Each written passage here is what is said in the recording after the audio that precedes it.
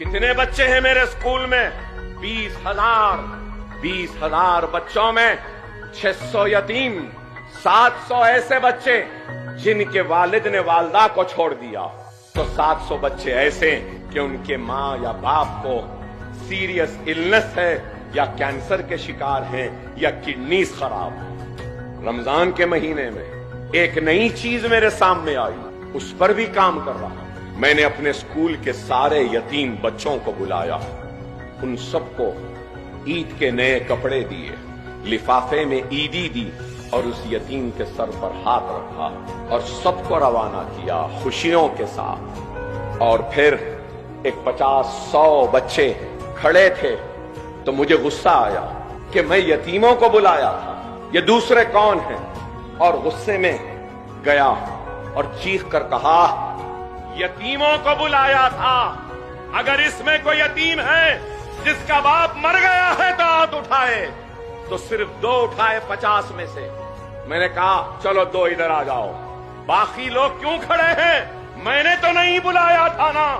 तो उसमें से 2 लड़कियां मेरे गुस्से को देखकर रोने लगी। मैंने पूछा क्यों रो रहे हो? तो 2 लड़कियां रोते रोते कहने लगी, अकबर भाई हमारा बाप जिंदा है लेकिन 12 साल हो गए, हमारे बाप ने हमारा पुरसाने हाल नहीं जाना, 12 साल हुए हमने उनको नहीं देखा, उसने हमको नहीं देखा, हमारे पास ईद के लिए कपड़े नहीं है, कोई नहीं है, हमारी माँ घरों में बर्तन मांजती है, हम यतीम नहीं हैं लेकिन यतीमों जैसी जिंदगी गुजार रहे हैं। मैं आगे बढ़कर उन रोती हुई बच्चियों को अपने गले लगा लिया और कहने लगा, बेटी मुझे माफ कर दो, मेरे गुस्से को माफ कर दो, तुम फिक्र न करो, तुम्हारा बाप अकबरुद्दीन ओवैसी की शक्ल में जिंदा है।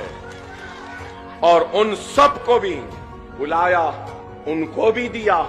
उनको देने के बाद जब उनसे ईद मिलने के लिए गया तो और एक चीज सामने आई, शायद करने वालों के सामने ही आता, जिससे कराना है अल्लाह दिखाता।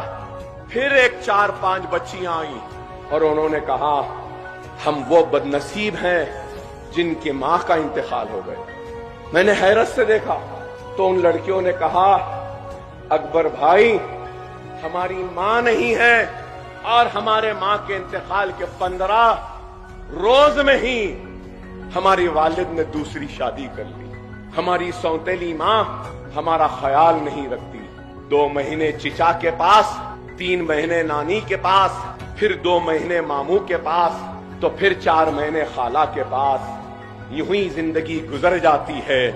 आपकी मेहरबानी कि हमको फ्री तालीम मिल रही है, लेकिन अकबर भाई हम घर के नौकरों से बदतर जिंदगी गुजार रहे हैं। सारा घर का काम करवाते हैं, पोछा मारने लगाते हैं, झाड़ू मारने लगाते हैं, हर लम्हे पर हमको हमारी माँ याद आती है। तो मैंने उसी वक्त उन बच्चियों के सर पर हाथ रखकर यह फैसला किया कि ऐसे बच्चियां और ऐसे बच्चे जितने हैं जिनकी माँ का इंतकाल हुआ है और उनका बाप शादी कर लिया, ये बच्चे घरों में काम कर रहे हैं, इनके रहने का खाने का इंतजाम मैं करूंगा और एक इमारत बना रहा हूं जहां ऐसे बच्चों की परवरिश हो।